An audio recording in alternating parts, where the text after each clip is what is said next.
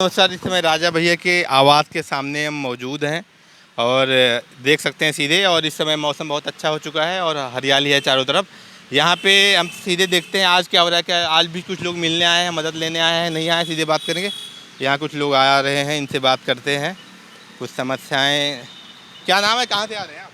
जी, मैं नीरज त्रिपाठी, प्रतापगढ़ से। अच्छा, प्रतापगढ़ से आ रहे हैं। जी जी। क्या समस्या है नीरज जी? बड़ा मोटा फाइल बना के आप आ गए हैं। ऐसी क्या परिस्थितियाँ बन गई जो आपको प्रतापगढ़ से लखनऊ आना पड़ गया? जी, एक्चुअल मैं शिक्षक हूँ। 68,500 शिक्षक भर्ती में एक हमारा गंभीर मैटर इस समय चल रहा है। 68,500 शिक्षक भर्ती में सरकार ने 4 चरणों में ये भर्ती प्रक्रिया पूर्ण की। पहले चरण में इन्होंने 35,420 सहायक अध्यापकों की नियुक्ति की। दूसरे चरण में 6,127 शिक्षकों की नियुक्ति की। तृतीय चरण में 4,596 शिक्षकों की नियुक्ति की और चतुर्थ चरण में 95 शिक्षकों की नियुक्ति की। समस्या सबसे बड़ी यह है कि यह भर्ती 68,500 पदों पर, इसका जो शासनादेश जारी हुआ वह 68,500 पदों के सापेक्ष जारी हुआ, लेकिन यह एक कठिन परीक्षा थी। अभी तक की बेसिक शिक्षा की सबसे कठिन परीक्षा थी सहायक अध्यापक पद पर जाने के लिए। इस भर्ती परीक्षा में मात्र 41,556 अभ्यर्थी ही सफल हो पाए। इस कारण से शासन ने पदों की संख्या 68,500 से घटाकर 41,556 पद ही कर दी, जिस कारण इस विवाद का जन्म हुआ। 41,556 पर रिजर्वेशन अप्लाई करने पर 6,136 शिक्षक नियुक्ति से वंचित रह गए और 35,420 शिक्षकों को नियुक्ति दी गई, जिन्हें दूर के जनपद अलाट किए गए। 500 किलोमीटर। समस्या ये है कि जो मेरिट हाई होने के बावजूद आपको दूर भेजा गया, ये समस्या। जी, अगर शॉर्ट में बात करें तो बिल्कुल। तो मुख्यमंत्री योगी हैं जी, और बहुमत उनको मिला है। बिल्कुल। विपक्ष में अखिलेश यादव हैं, आप आए हैं राजा भैया जनसत्ता दल के पास। उम्मीद क्या है इनसे आपको? जी, हमें उम्मीद है कि यह हमारा मामला विधानसभा के माध्यम से, विधानसभा सत्र इस समय चल रहा है, इसके माध्यम से प्रदेश के माननीय यशस्वी मुख्यमंत्री योगी आदित्यनाथ जी तक हमारा मामला पहुंचे। क्योंकि विगत 13 दिनों से 11 मई 2022 से लगभग 250 शिक्षक शिक्षिकाएं 500, 700, 1000 किलोमीटर दूर से आकर के अनवरत लगातार मध्याह्न भोजन प्राधिकरण कार्यालय डालीगंज में एकत्रित हुए हैं अपनी मांगों को लेकर।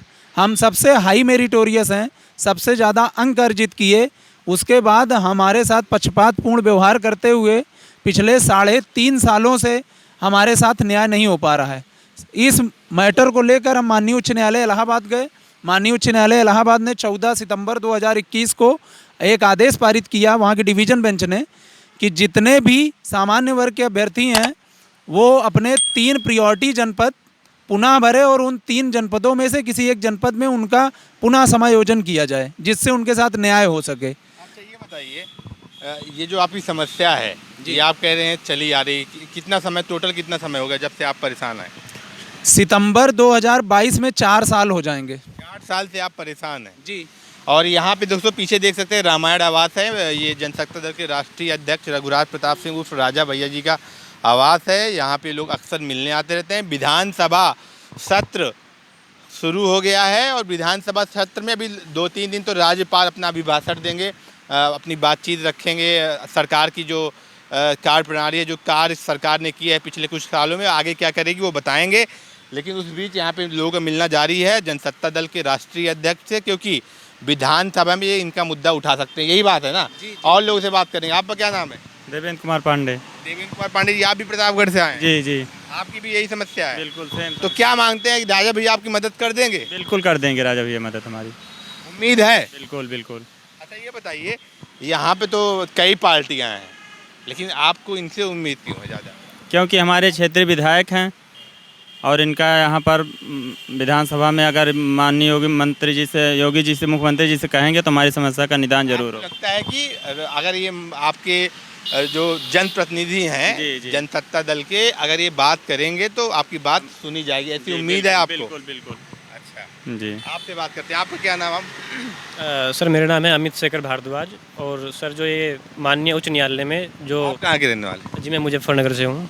हमारा मुद्दा जो है सर, इन शॉर्ट मैं आपको बताना चाहूँगा इसमें सर लगभग 229 सामान्य और अन्य जो वर्ग के जो शिक्षक एवं शिक्षिकाएं हैं वो इस आवंटन सूची से सर बाहर हो गए हैं।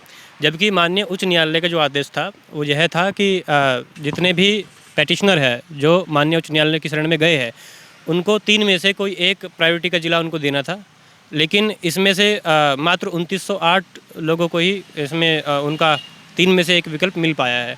बाकी 229 प्लस अन्य वर्ग के शिक्षक शिक्षिकाएं इसमें से बाहर हो गए हैं। तो मैं वर्तमान सरकार से यही निवेदन या गुहार लगाना चाहूँगा कि हमारे मुद्दे को आप संज्ञान में लीजिए। जी तो दोस्तों ये भाई साहब प्रतापगढ़ से आए हैं, भाई साहब मुजफ्फरनगर से आए हैं, आप लोग अपना कोऑर्डिनेट करके आए हैं बातचीत करके, और कई लोग इधर भी आ रहे हैं मिलने जुलने, और ये भाई साहब फ़ोन से बात कर रहे हैं, इनसे भी। आपका क्या नाम है, आप कहाँ से आए हैं? मेरा नाम शुभम सिंह है, मैं अमेठी से आया हूँ। अच्छा, तो आपकी भी यही समस्या है? यही समस्या है। सब लोग मिलजुल के आप यहाँ ज्ञापन देने आए थे कि हमारी मांग जो है विधानसभा में उठाइए। उम्मीद है हल होगा। हाई कोर्ट में है मामला क्या अभी? नहीं है, हाई कोर्ट से निस्तारित हो चुका है। हाई कोर्ट खारिज हो गया है। पक्ष में ही आर्डर आया है। उसको फॉलो करने में उन्होंने 700 लोगों का कर दिया है, लेकिन 229 लोग हम सामान्य वर्ग के अभ्यर्थी वंचित रह गए। वंचित रह गए और पिछले 14 दिन संख्या 229 है मात्र, तो बहुत छोटी चीज़ है अगर सरकार से नज़रिए से देखा जाए। छोटी चीज़ है, लेकिन तब भी हम लोग 14 दिन से MDM ऑफिस कार्यालय में हम आपका वहाँ भी आए मिलने, क्या कह रहे हैं? 4881 पद अभी 68,500 शिक्षक भर्ती के ही सामान्य वर्ग की रिक्त हैं।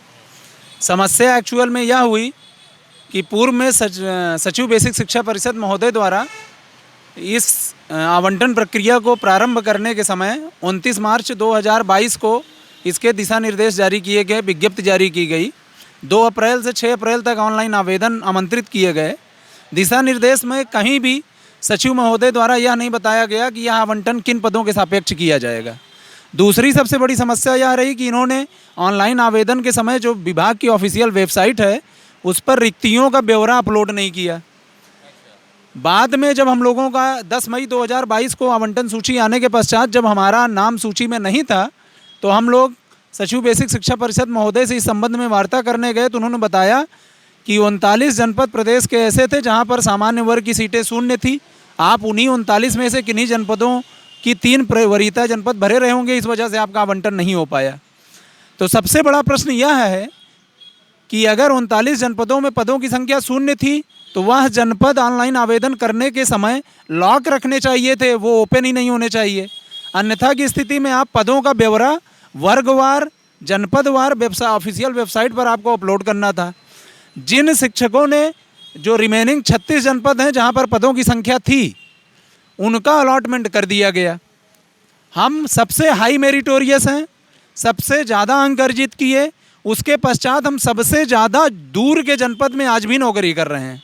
जो हमसे कम मेरिट के हैं वो चाहे 6127 में चयनित हो इसी शिक्षक भर्ती में, 4596 में चयनित हुए पुनर्मूल्यांकन में, या 95 जो पुनर्मूल्यांकन में चयनित हुए, सबका क्वालिटी पॉइंट हमसे कम है, लेकिन सब अपने गृह जनपद में नौकरी कर रहे हैं। हम शिक्षक और हमारे साथ की शिक्षिकाएं दूर दूर सोनभद्र, चंदौली, चित्रकूट, श्रावस्ती, बलरामपुर ऐसे बाहरी पिछड़े जनपदों में हमको नौकरी करने के लिए भेज दिया गया है।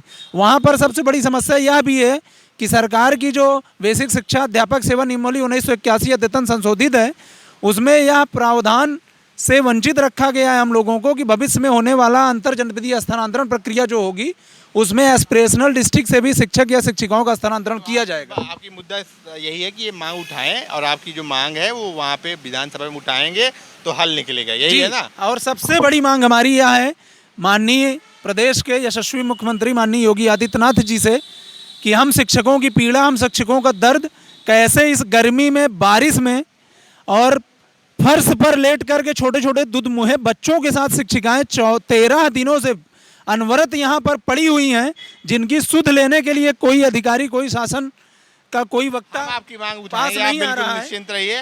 जेटी न्यूज आपकी मांग उठाएगा, हम आपसे वहाँ मिलने भी आएंगे। और ये ऐसे ऐसे मुद्दे हैं सरकार के लिए कि बहुत आसान है, अगर चाहे तो मिनट भर में निपटारा कर दिया जाए, लेकिन ऐसे ही हम आपको अपडेट कराते रहेंगे, लोगों के मुद्दे आवाज़ उठाते रहेंगे। बहुत बहुत आभार।